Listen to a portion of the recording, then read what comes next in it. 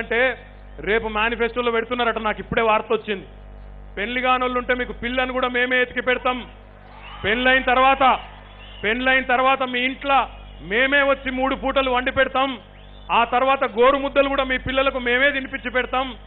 ఆఖరికి మీరు బిజీగా ఉంటే మీ పిల్లల డైపర్లు కూడా మేమే మారుస్తామని చెప్తారు రేపు వచ్చి. గంత దుర్మార్గులు. దయచేసి ఇక మా అక్క చెల్లెళ్ళు అయితే మీరు జాగ్రత్తగా ఉండాలా. మీకు గ్యారంటీ వచ్చి మనిషికి తులం బంగారం కూడా ఇస్తామని చెప్తారు. చాలా మాటలు చెప్తారు. వీళ్ళకి చాలా చూసినాం గతంలో. మిమ్మల్ని అందరినీ అందుకే కోరేది ఒకటే, ఈ 4 ఏళ్లలోనే ఇప్పుడే జూపల్లి కృష్ణారావు గారు చెప్తా ఉన్నారు, కల్వకుర్తి లిఫ్ట్ ఇరిగేషన్ ప్రాజెక్టు ద్వారా ఒక్క మీ నాగర్ కర్నూలు తాలూకాలోనే ఇప్పటికే టీఆర్ఎస్ ప్రభుత్వం వచ్చిన తర్వాత 70,000 పైచిలకు ఎకరాలకు నీళ్లు ఇచ్చిన మాట వాస్తవమా కాదా ఒక్కసారి మీ చప్పట్లతో చెప్పాలని చెప్పి నేను కోరుతా ఉన్నా.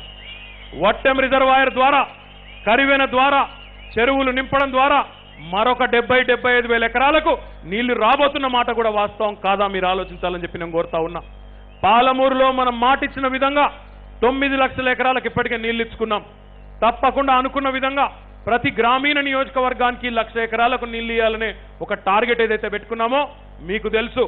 కేసీఆర్ గారు ఏదైనా పని ఎత్తుకుంటే ఆ పని అయ్యే వరకు విడిచిపెట్టని నాయకుడు. అందుకే మిమ్మల్ని అందరినీ కోరేది, తప్పకుండా ఒక్క మాట మనం ఆలోచించవలసిన అవసరం ఉంది. ఈరోజు వాళ్ళ పేరు చెప్తున్నారు, కాంగ్రెసు తెలుగుదేశం కలిసి దాని పేరు మహాకూటమి అని చెప్తున్నారు. అది మహాకూటమి కాదు, అది తెలంగాణకు ముఖ్యంగా పాలమూరుకు ద్రోహం చేసిన ద్రోహ కూటమి అనే మాట కూడా నేను ఈ సందర్భంగా మీకు విజ్ఞప్తి చేస్తా ఉన్నా. ఒక ఆయననేమో పాలమూరును దత్తత తీసుకున్నా అని చెప్పి ముంచినాడు. ఈరోజు కూడా చంద్రబాబు నాయుడు ఒక్కసారి ఈ మాట జాగ్రత్తగా వినాలి. ఆంధ్రప్రదేశ్ ముఖ్యమంత్రిగా చంద్రబాబు నాయుడు గారు పాలమూరు ఎత్తిపోతల పథకం మీద కత్తి కట్టినాడు.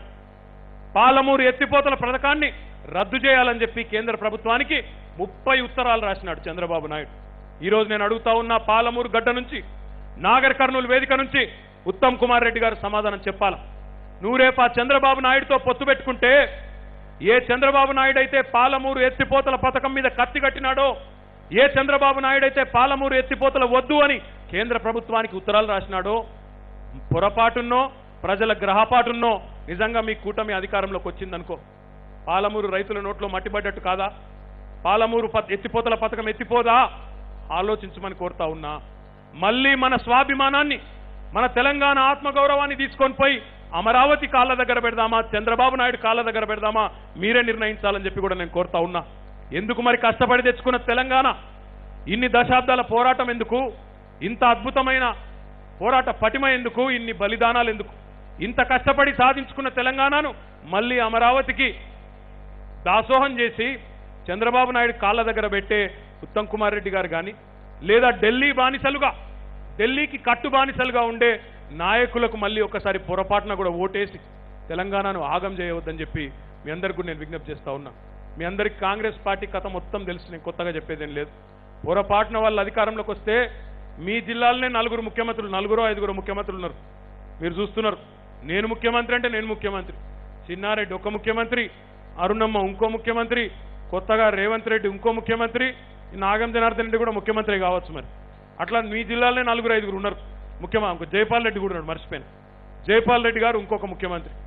పొరపాటున కాంగ్రెస్ పార్టీ అధికారంలోకి వస్తే ఏమైతుంది? ఢిల్లీకి వెళ్ళి సీల్డ్ కవర్లో ఒక ముఖ్యమంత్రి దిగుతాడు, సీఎం అభ్యర్థి దిగుతాడు. 6 నెలలకు ఒక ఆయన మారుతూ ఉంటాడు. పిల్లలు ఆడతారు చూడు ఆ మ్యూజికల్ చైర్స్ అని, దాని లెక్క 6 నెలలకు ఒక ఆయన దిగాలే ఎక్కాలి. ఆలోచించుకోండి. ఢిల్లీకి వెళ్ళి సీల్డ్ కవర్లో వచ్చే సీఎం కావాలనో, తెలంగాణ మట్టి నుంచి పుట్టిన తెలంగాణ సింహం సీఎంగా ఉండాలనో ఆలోచించమని చెప్పి కోరుతా ఉన్నా. మన నాయకుడు కామెంట్ చేయండి. ఎప్పటికప్పుడు మా వీడియోస్ చూడాలంటే సబ్స్క్రైబ్ చేసుకోండి.